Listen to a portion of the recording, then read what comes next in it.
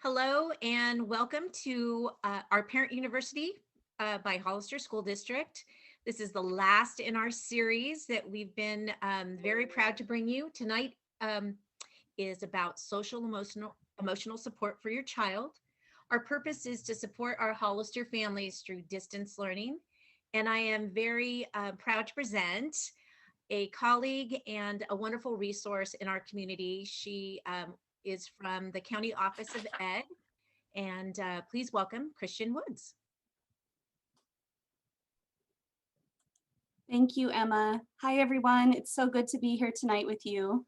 My name is Christian Woods, and I am an coordinator of instructional support services at the County Office of Ed. This is my 20th year in education. My background is I've been a middle school teacher for 16 years, and I was a coach for K through 12th grade, different content areas for 3 years. Back in the classroom last year at Rancho for a 7th grade experience with everyone else last year. And now I'm at the County Office of Ed working with my team here. So it's great to be here with you tonight. Thank you for participating and showing up and being a part of the learning community. We're going to start just with a little introduction. So I'd like to have you please just say your name and the age of your child or children, something that makes you proud to be a parent or a caregiver, and one thing you would like to learn tonight. And you can drop it in the chat, or you can go ahead and unmute yourself. Well, Christian, can I go ahead and share? Yes, please. I have 2 daughters. I would say they're not in elementary school anymore. One is 15 and one is 17 years old. Both are in school right now. And something that makes me proud is that they are becoming very strong, independent women. And I like that for them. One thing that I would like to learn tonight are strategies to help them get through some of the challenges with distance learning right now. Being at home and isolated so much has been hard for everyone. So I'm hoping to get some tips and some help with that. That's great. Thank you, Jen. Anyone else want to share? Hi, Christian. My name is Maylani Mailer, and hello. I have 3 children, 2 high schoolers and 1 6th grader. And something that makes me proud is they get along really well and are good friends, and they have fun together, make me laugh, make each other laugh. So that is something that makes me proud of them. And something that I'd like to learn tonight is how to support my children with balance between academics and social, even when it's distance, how to help them with that, and how to help them, see positive when it can be hard times, and especially during these times when it's challenging and they miss their friends and they miss traditional school. Thank you, Maylani. Emma, would you like to share? I'd love to. So I'm Emma Viltry, and I have 2 children who are both, I have a college graduate, just recent, and a student in college. I'm extremely proud of my children. I think the thing that I'm most proud of them is that they've grown up to be very compassionate and kind and very empathetic. They are just wonderful people to be around. So that's the thing I appreciate about them the most. And then one thing I'd like to learn about tonight is just maybe some tools and strategies to help them, because they, as a recent college graduate, my son was kind of cut short in his internship. So he's back home and he's going through that distance, learning of trying to find a job and so forth. And my daughter is in distance learning with Cal State Fullerton. So again, just the whole thing of being away from people and all that. And it's very stressful. So I'm just looking for some strategies that I can pass on to them. Thank you. And also parents, if you'd like to put something in the chat, it's up there and we'll be manning the chat. Thanks. Thank you. So we're going to start with a mindful minute, and there's a link here if you're interested in bringing this practice into your daily life or into your home with your children. I think you'll see that a lot of teachers are using this strategy with children right now. So just a way to sort of center yourself around the work that you need to do within this learning environment, or it could just be a way to ground yourself in the middle of a busy day or when you start your day. So I'm just going to talk you through this. Check your posture. Does your current body position feel comfortable? Are you a little tense? Are you feeling relaxed? Do you have any pain? You can adjust your body to try to align your spine with your neck and get into a comfortable position. And just check in with your own emotions right now and your feelings. Are you feeling alert? Do you feel sleepy? It's the end of the day. Are you focused? Are you distracted? Is there something else going on? So just bring yourself into the learning together with us today. And if you're interested in learning more about mindfulness, this is in the parent toolkit, but it's also in this resource that is in the chat for you. This slide deck is in the chat, so you can access it yourself. Thank you. So our outcomes in our agenda today, we're going to learn about self-awareness and self-management. We're biting off a big chunk today to bring two different competencies together. And I'll try to take the learning and the teaching pretty slow, but we want to talk about self-awareness, self-management, and take away some new strategies for you to bring into your home, and maybe strategies for yourself as well. And we started with our mindful minute. We're going to talk about why social emotional learning is on everyone's radar. What are the Castle's 5 competencies of social emotional learning? And then we'll look at some strategies for self-awareness, self-management, and finally end with a toolkit for you. So you'll have a way to practice and read and research more about these strategies on your own time.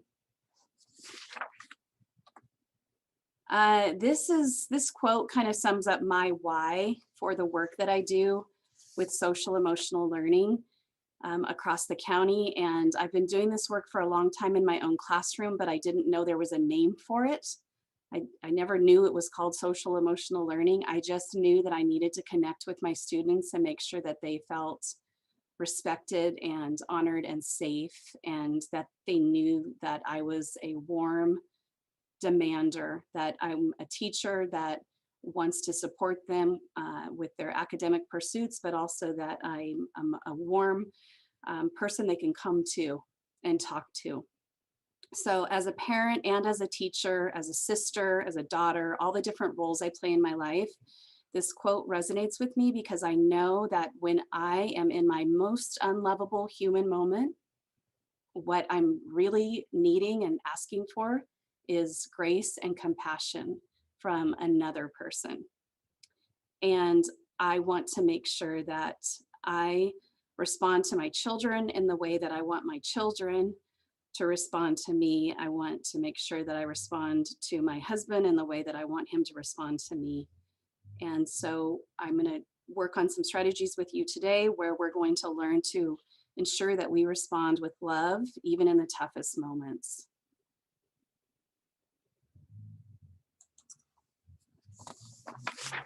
So why social emotional learning?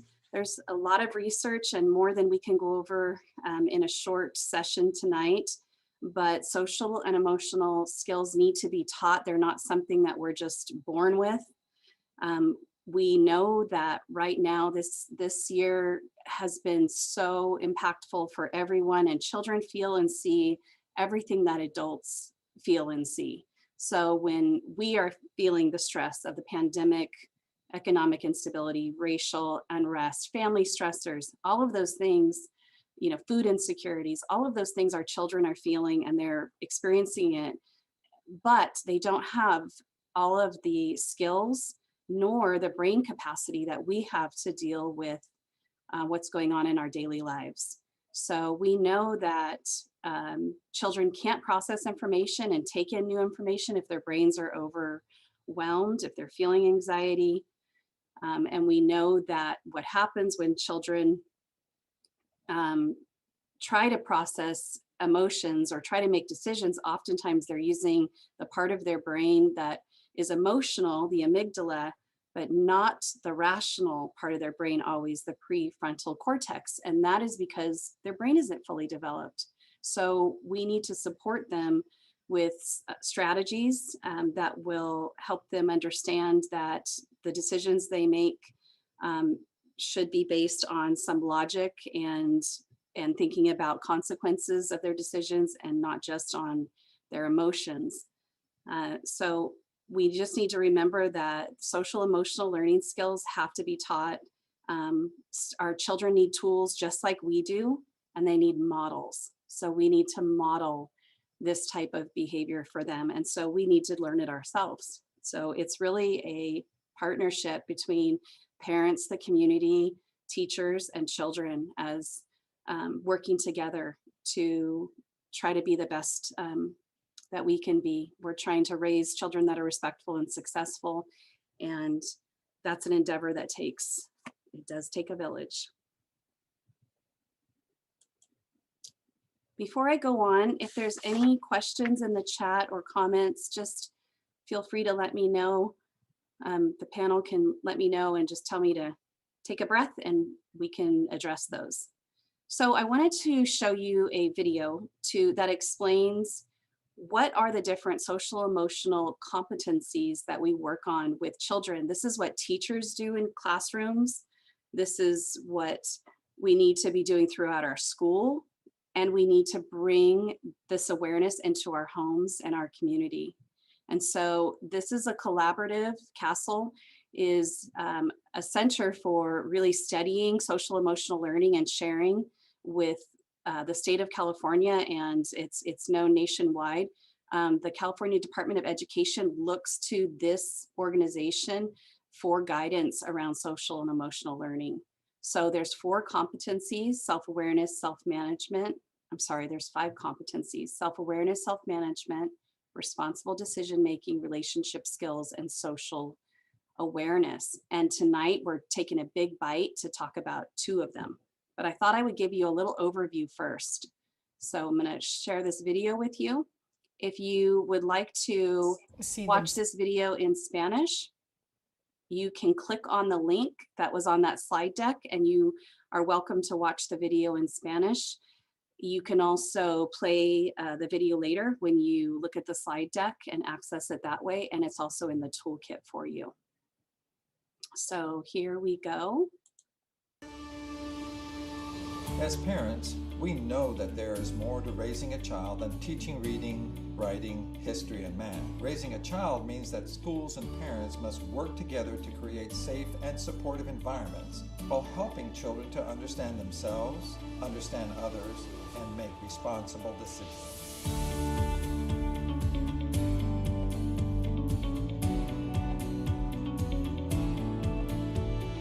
It's important for children to see that they have role models that aren't always the ones that they expect to have. You know that saying that parents are the first teachers, that's very true, because I think that as a school, there's only so much that we can do. I think parent involvement in school is huge, because I think it's really important when kids feel the partnership that their families have with a school. And so we work to have structures and systems in place that will help kids be able to do those things.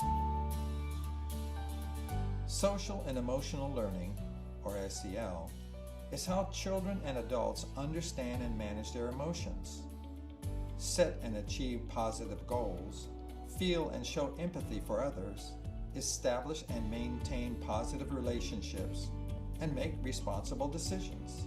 When adults are modeling SEL for students, whether it's parents or teachers or staff members, they're really building relationships with one another, which ultimately impacts how they work with one another as adults. I think it's really, really important for them to be self-aware. I think being able to identify their emotions and deal with them, it's sometimes really important to be able to stop and reflect. We're intellectual, emotional creatures. To learn the skills necessary, one has to have both a healthy internal life and external life. And so being self-aware of that is really critical. First of all, we have to learn how to manage our stress ourselves. How to deal with stress. In today's society where everything just seems to go 90 miles an hour, you have to just take a time out yourself. I mean, it's important to be shown to him that there's different ways to deal with stressful situations. Teach him how to deal with emotions. Like, did we give them the skills to be able to handle conflict or resolve conflict? When kids are able to process their own feelings, acknowledge what's going on with others around them, not only for others, but for oneself, right? Forgiveness and what led to this? How might I do this differently? They have to have a sense of empathy. They have to have respect for other people, other cultures.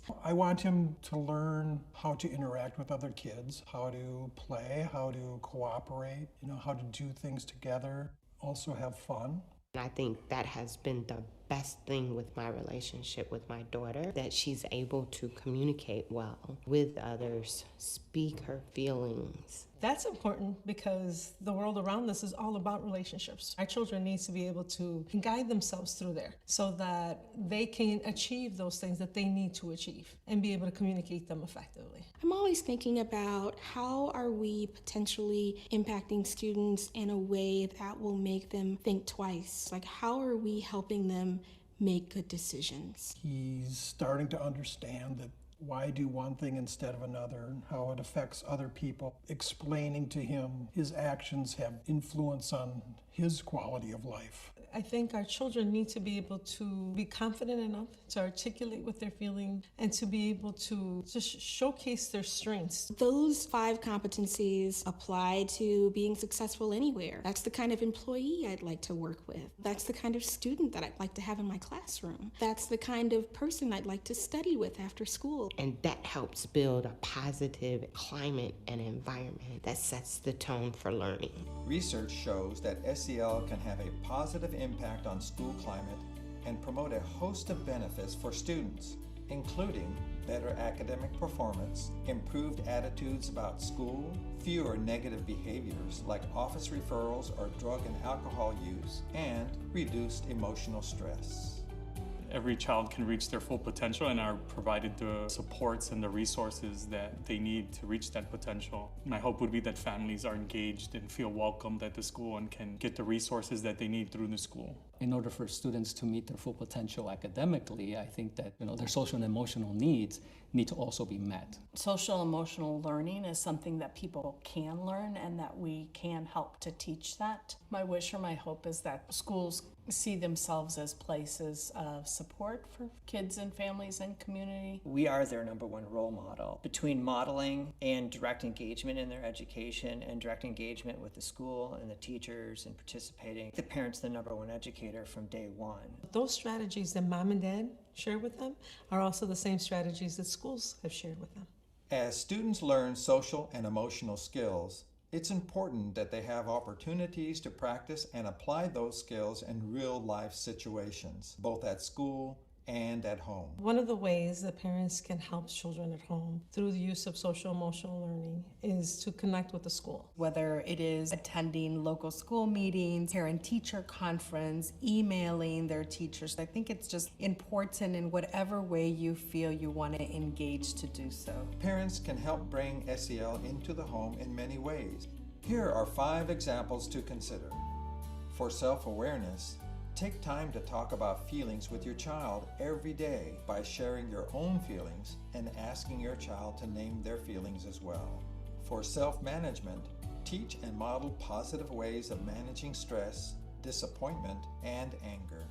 For social awareness, use story time to develop social awareness by asking your child how they would feel if they were in a similar situation as the characters in the story. For relationship skills, develop your child's ability to resolve a conflict by asking questions about the situation instead of giving advice. For example, try asking, "What do you think your friend was feeling when that happened?" Or, "How can you work to make things right?" And finally, for responsible decision-making, talk to your child about consequences by asking questions like, "What might happen if you choose not to wear your coat if it's cold outside?" Or how might your friend feel if you choose to cancel your plans to get together?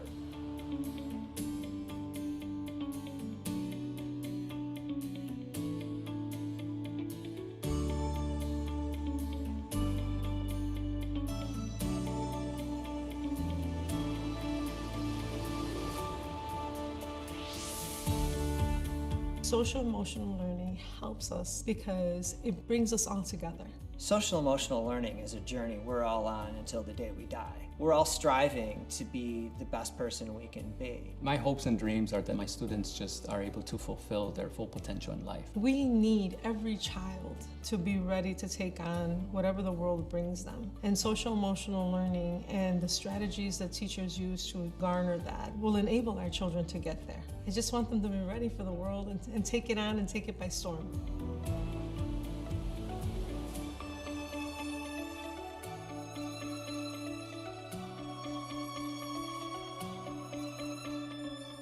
For more information on social and emotional learning, go to castle.org.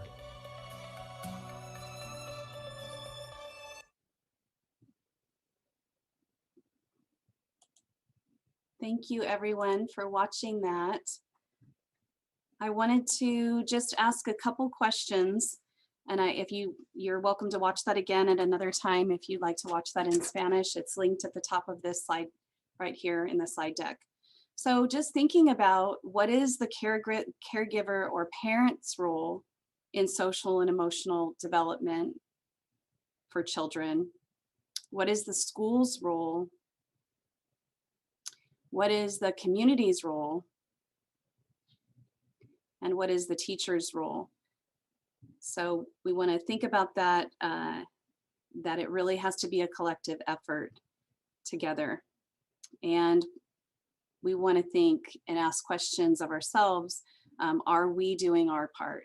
Are we fulfilling our role for teaching social emotional learning to our children?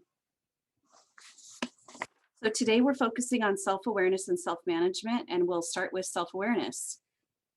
So self-awareness is really the first place to start when you're thinking about teaching social and emotional learning skills to children and to adults. So self-awareness this definition is from Castle. It's the ability to understand one's own emotions, thoughts, and values and how they influence behavior. And there are many components to this. I've just highlighted a few on this slide. Identifying emotions is really the first thing that we want to do with our children and with ourselves. So as an adult, you're going through a parallel process of learning. You're thinking about, are you able to identify your emotions? Are you able to feel them coming? Do you know the sensations in your body to recognize those emotions?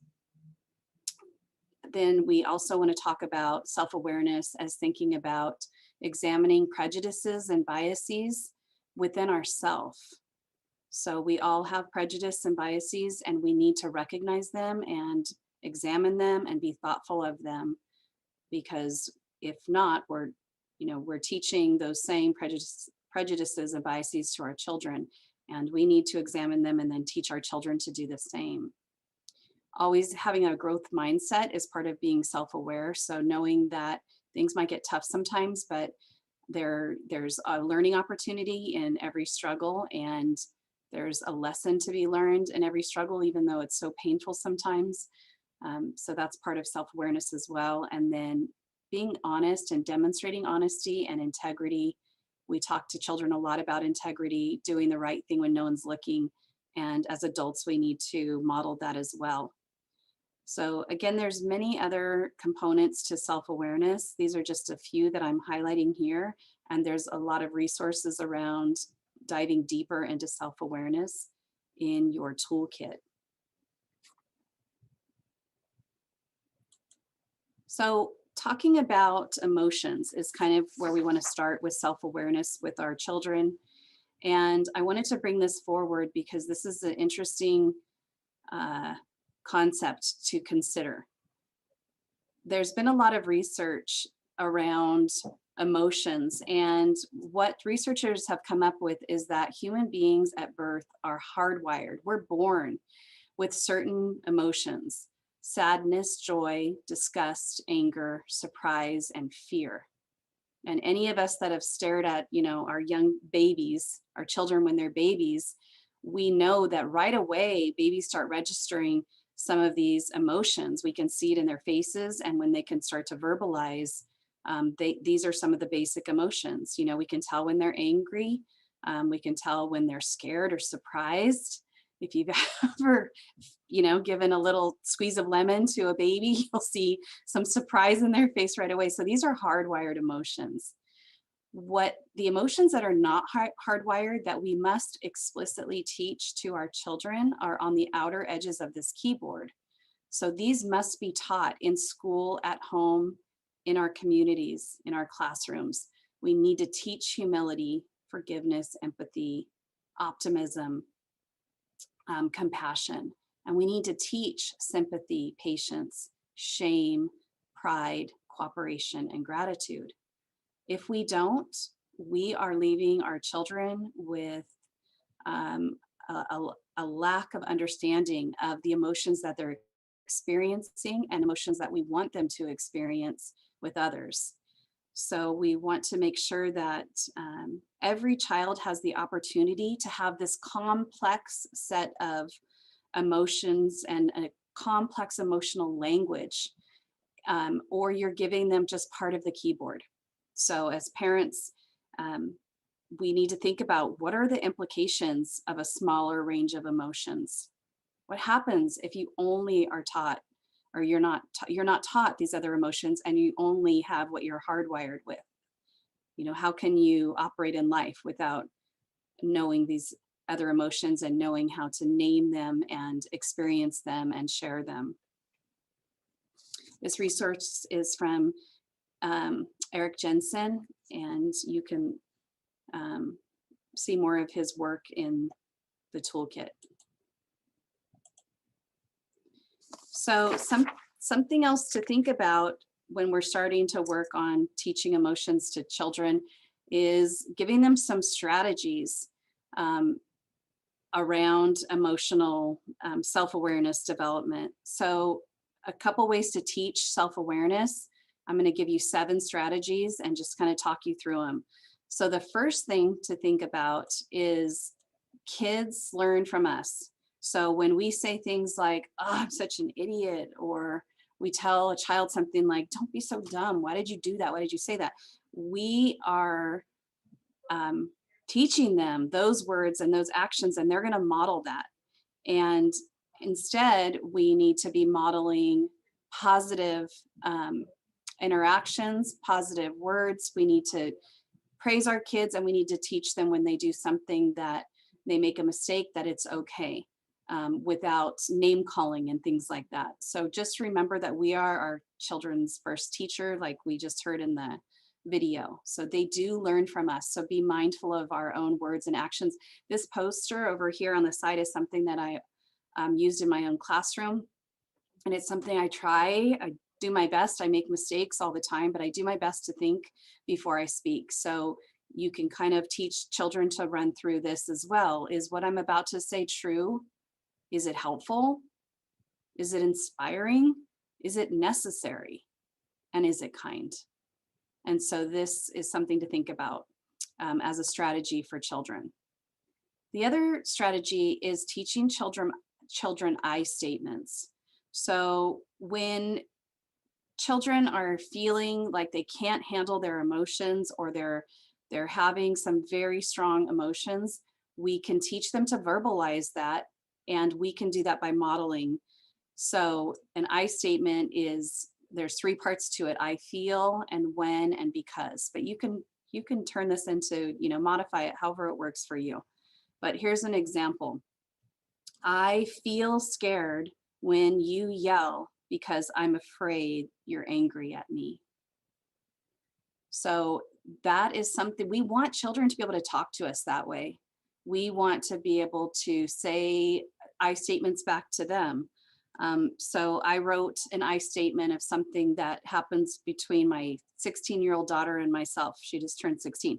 I feel frustrated when I get home and you start talking about something with me right away because I need a moment to set my things down and be present for our conversation. So if I can, instead of reacting with frustration at my daughter or not listening or half listening to what she's saying, I can let her know, I need a minute when I get home because I really do care what you have to say, but I need to be able to, take my shoes off and set my things down. So if we model I statements, that's really helpful for children, and we can encourage them to do the same, to tell us how they're feeling and what we can do to, then it can give us some guidelines too of how we can modify our behavior. The third thing is letting kids solve their problems, but we want to give them tools. So they need practice and they need to know tools like solving a situation. So, problems, there's actually strategies for solving problems. It doesn't just happen. And so we need to explicitly teach that. So asking them questions like, what's one new way that you could look at this situation that you haven't considered? What can you learn from this situation? Or using one of the strategies that's on this wheel, teaching them that sometimes the best thing might be to walk away and let it go in the moment. Telling someone to stop, going to another activity. So you can see on here, there's all these different ways to not engage in a situation that is going to turn toward people having, emotions that get out of control. Or also just thinking about, how do I solve a problem? Well, I might need to talk it out. Maybe I need to apologize. And I'm going to tell you guys that I apologize to my kids a lot because I've learned that if I don't do that, if I don't show them and recognize when I've made a mistake, they're not going to feel safe doing that when they make a mistake. So it doesn't show weakness as a parent. It shows that you're strong and you're self-aware. So apologizing is a good thing. Okay, more strategies. Encouraging estimation and prediction skills. And what that means is, and you probably have experience with this, asking kids some questions like, how long do you think it's going to take you to do that? How well do you think you're going to do on that test? So for example, if your kids are always late to get in the car and they're doing things at the last minute, like brushing their teeth and trying to grab their things, which actually now most of us aren't rushing out of the house like that too much anymore, but it's coming back. Asking them, how long is it going to take you to do everything you need to do and be on the car on time? Or asking them to predict, I noticed you were up late last night. How well do you think you're going to do on that math test you have today? So kind of just asking them to be thinking about, it's important for them to know how to estimate and predict what's going to happen. So that'll increase their own self-awareness. Teaching empathy is so important. So to asking and talking about how other people feel. And we can make an inference about how other people are feeling without talking to the person. So teaching empathy with books or movies or open-ended questions. How do you think she feels? Why? I do this with my own girls. I try to, when they get into a little argument or something, I try to not right in the moment, but later just talk about how the other person might have felt and ask them to think about that. Self-reflection is great for teaching self-awareness, and journals are an awesome way to do that, or discussions with your kids. And I've linked in here a couple this resource for big life journals that I promise I'm not part of this company or anything, but and the journals are a little bit pricey, but they're so worth it. They're social emotional journals, and they have them for kinder, about 4 years old up through high school. And they're really interactive and a great resource for children to think about their emotions, and they just have awesome prompts in them. So that's a really good practice. My own girls have these journals, and I've talked to them about, if they're using them, and we've talked about what they're getting out of them and how they use them and things like that. So I think it's a resource that you might want to check out. or just having the discussions and asking them to reflect on a situation or how they're feeling. And then what we don't do enough of is teach kids about their brain, their own brain. And so we know that children are acting mostly out of their amygdala part of the brain, and it's the primitive part of the brain, and it amplifies emotions. And that's why, you know, we see kids have temper tantrums and things like that. And unfortunately, we see adults have the same kinds of behavior. But what we want to do is teach kids about their brain. So there's some brain basics here that you could link to. And just if your children don't know some of the basics about the brain and how it affects how they're acting and how they're managing their emotions, it's a really good starting point. So a little more about teaching kids about their brain. I like this graphic. I think I would use this with my children when I'm talking about the brain, but the different parts of the brain are here. And in particular, the prefrontal cortex is not fully developed in children until age 25. So what that means is this is the rational, logical part of the brain. If that's not fully developed, then children are going to struggle with managing their emotions and making good choices. So we need to support that, and we need to teach them that also, that they're growing and they're going to make mistakes, and they need to be aware that the amygdala part of their brain sometimes is going to feel really strong and they want to act out, and they need to know that that part of their brain can make them sometimes make decisions that are not the best for them, or that are based on pure emotion and not on reason or logic. So teaching kids about the brain is a really good way to teach them how to be aware of their emotions and how they're acting on them. And have them wear a helmet. If you show them how important, you know, these parts of the brain are, they might start wearing a helmet when they ride their bikes or their skateboards more. All right. So last thing for self-awareness. There's 3 whys you could teach your children as a strategy. So one thing to think about is when you are making a decision or you're experiencing an emotion, you ask yourself why 3 times and you try to answer that why. So an example would be this on the side. I go for a run after work. Well, why did I go for a run? Because I was stressed out. Yeah, but why do I feel stressed? Because I'm doing a lot at work. Well, why? Why am I doing so much at work? Because deadlines are approaching and I feel like I'm not prepared. And why am I not quite prepared is what that why, the last why might take you to, which is, you know, maybe I need to work on my time management. So this is maybe, you know, an example for an older child or for an adult. But asking kids to think about why when they're experiencing emotion, you know, I feel really angry right now. And then they can kind of go through that. Well, why do you feel angry? And then keep going, keep pushing them. Well, because of this. Well, why do you feel like that? And just keep trying to dig a little deeper, because oftentimes we're really surface with our analysis of how we're feeling or why we're feeling something. So we want to push ourselves to go deeper with why we're feeling certain emotions or contemplating a decision. It's a really good strategy for teaching them a decision-making skill as well. Okay. Believe it or not, that's self-awareness in a very quick rundown. And I hope that you go back through the slides and look at some of the strategies. And I'm going to share the toolkit, which has these strategies and more for self-awareness. So think about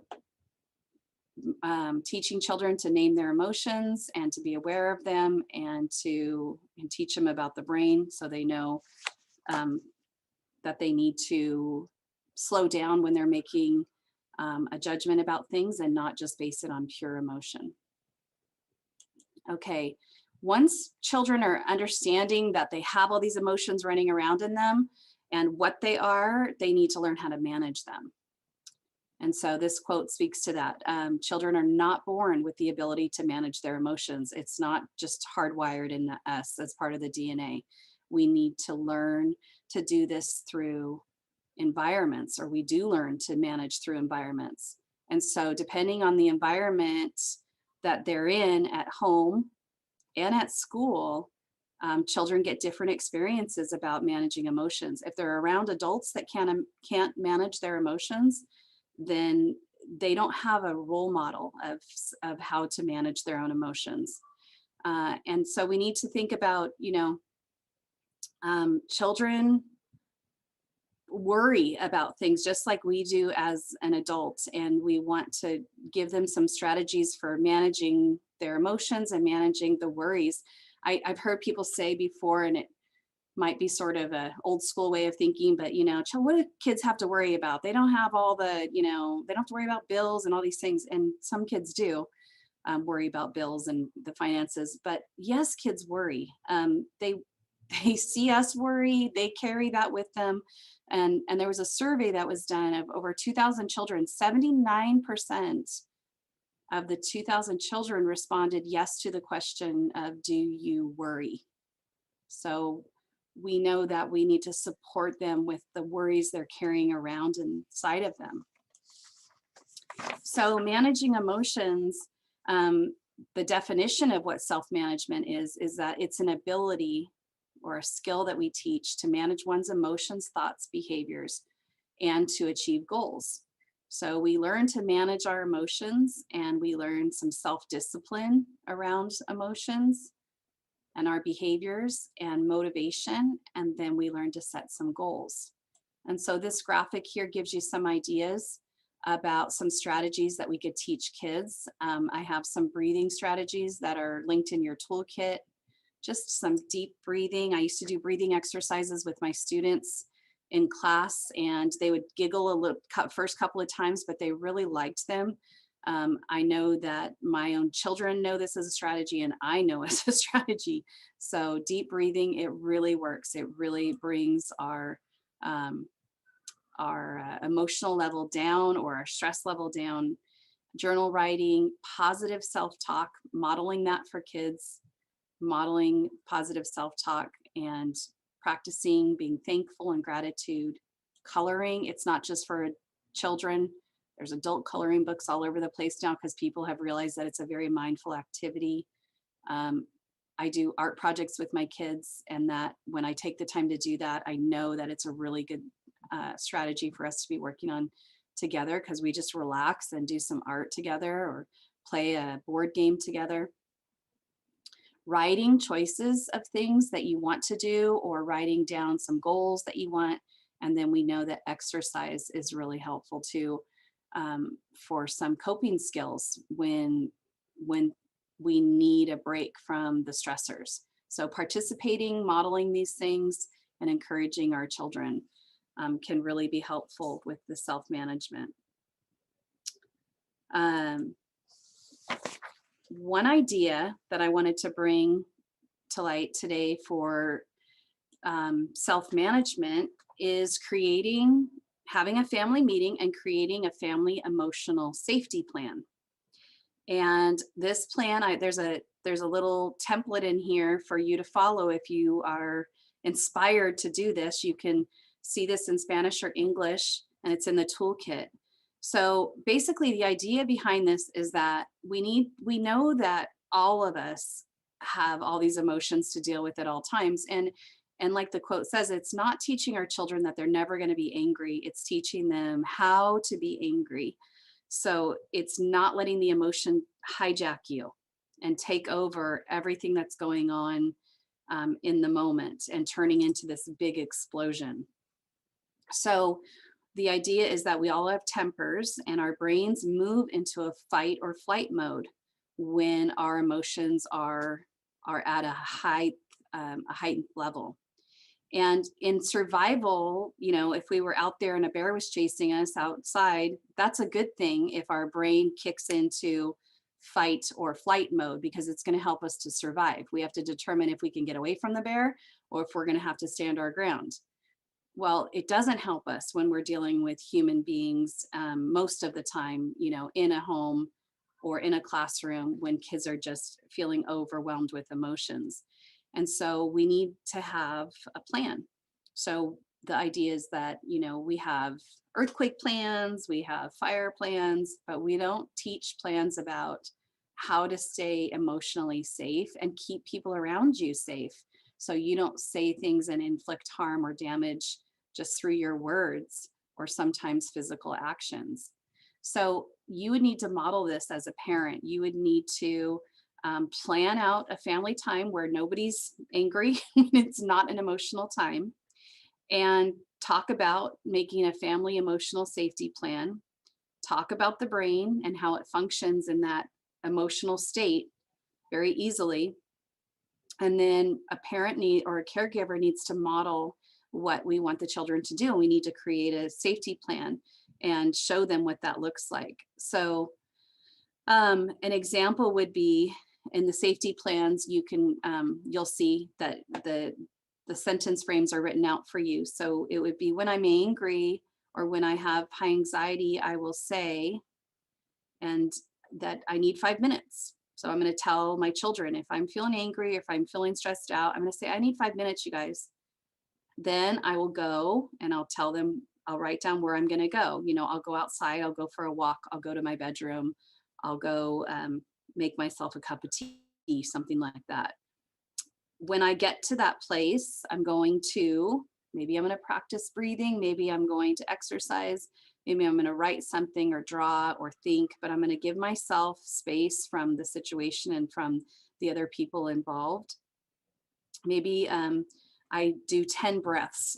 The research shows if you breathe in and out slowly 10 times, you can actually re-engage the logical part of your brain and move away from just being in that emotional state. So 10 breaths will re-engage some logic coming into your emotional hijacking that's taking place. And we can teach children that. And then in the plan, you'd write down that you're going to return to your family when, and you would say, when I feel like I am ready to discuss, or when I feel like I'm ready to move forward from the situation. So I honestly, I think I'm going to go home, not tonight, but I'm going to make a family emotional safety plan because I know that I can use this. It will really help me to think through, what am I going to do when I lose my temper, my cool, when I need some time. And then I'm going to share this with my own 2 teenagers and my husband and encourage them to have an emotional safety plan as well. And I think it helps because people don't think, oh, they're just mad and they're storming off to their room or something. They know that, no, this is part of your plan of keeping yourself safe and the other family members feeling safe. So let me know if you try out this emotional safety plan. Another strategy is you can manage stress, and I know this is a big buzzword right now, but it's pretty powerful. So we're thinking about just being present in the moment, and this acronym STOP can really help people remember. Acronyms help us remember important information. So STOP means just stop whatever you're doing when you're feeling your anxiety or your stress level rising, and just be present. And take a moment to do a slow and mindful deep breath in and out that you can feel through your whole body, and you can do a few of those breaths. And then listen and notice your surroundings. So what do you hear? Do you hear, cars? Do you hear some kids playing in the park? Do you hear some sounds of nature? Do you hear sounds in the kitchen? Just stop and just identify what's going on around you. And then you can make a plan to proceed, to move forward, or to adjust the situation, or to address the situation if it's something that if it's a stress that you need to make an action plan around. So this STOP technique can just bring awareness into your body, and it can help kind of harmonize our body systems, our cardiovascular system, and it also calms our alarm centers in our brain that are going off when we're stressed out. So take some time and practice this yourself as an adult, and then see if you can bring this to your children and teach them this stop strategy. Okay. Any questions in the chat? Anything that anyone wants to comment on? All right. And then this is the last thing I just wanted to mention, and it's a lot of information. I'm not going to spend a ton of time talking about it because we're running out of time, and I want to leave a little bit for Q&A. But part of self-management is having students become more and more self-motivated. And we know we want this for our children. And here's a great article to read that's linked in here that you can read. But I wanted to bring this up because as an educator and a teacher, this was something that was very important to me to practice and work on in my classroom, and obviously with my own family at home and my own children. There's different kinds of motivation, and one comes from inside of us, and it can be nurtured if the adults around us give us the room to do that. So we can nurture having motivation that comes from inside of our children. You know, it's curiosity that we nurture in them. It's learning. It's looking for meaning in things. The other kind of motivation, this is a carrot on a stick. So this is something that's extrinsic. It's outside of the child, and it's something that people do a lot of, but it's not really long lasting to keep someone motivated unless you keep giving them that thing that you're giving them to do, you know, whatever the task might be. So as an educator, I was not big on giving extrinsic motivators in my classroom because I really wanted my students to participate and to explore their own learning because they were curious about it. So that means I had to present them with things that were interesting, that they would be curious about. And I had to foster that sense in them, just like we do from the time our children are babies.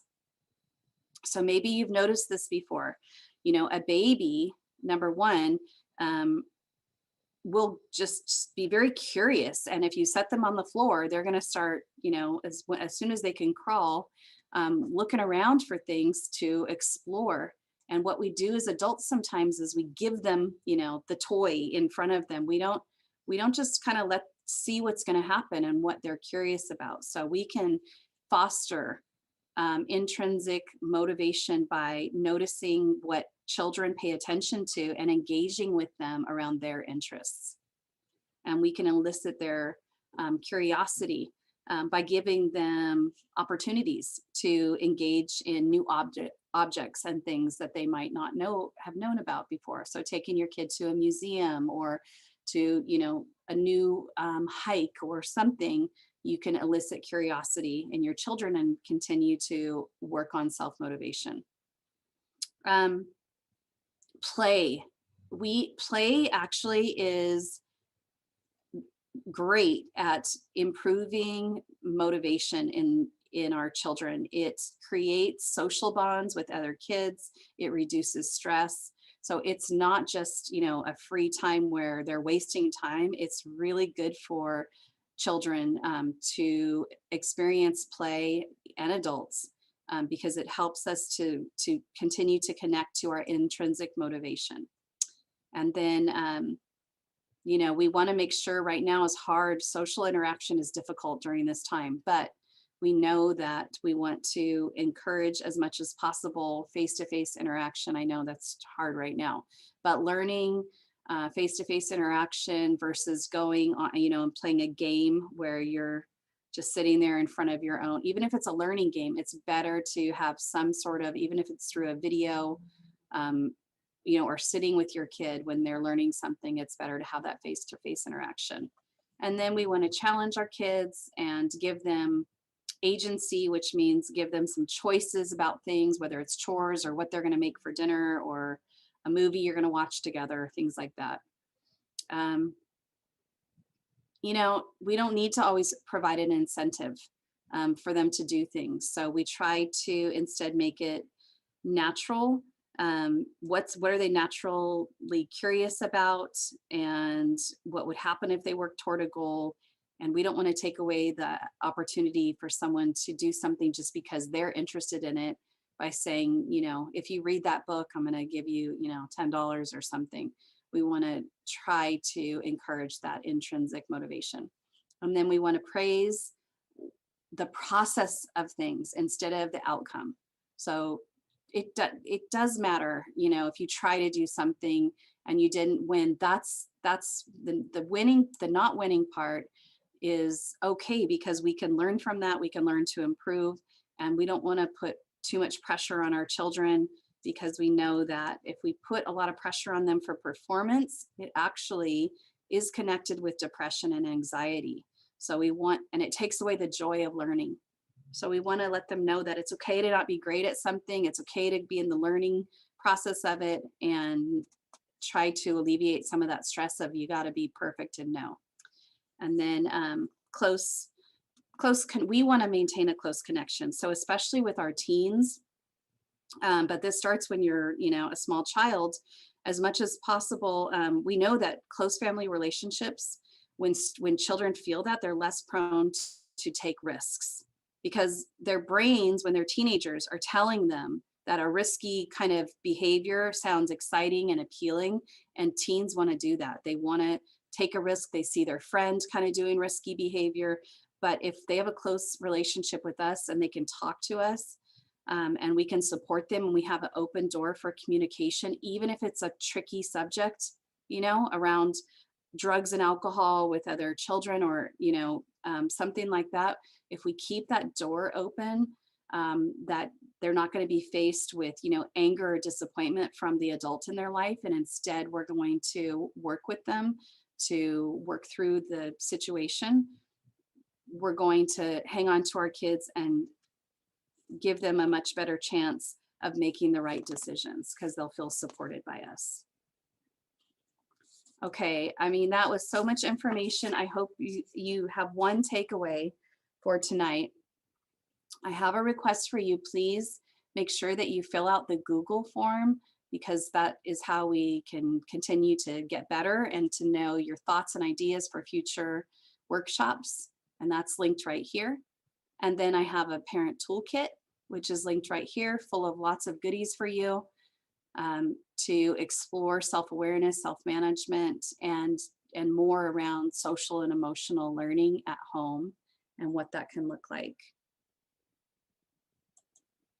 And we're down to Q&A, and we have a couple minutes. Does anyone have a question or something that you are going to take away from this workshop from tonight, something you're thinking of that you want to try?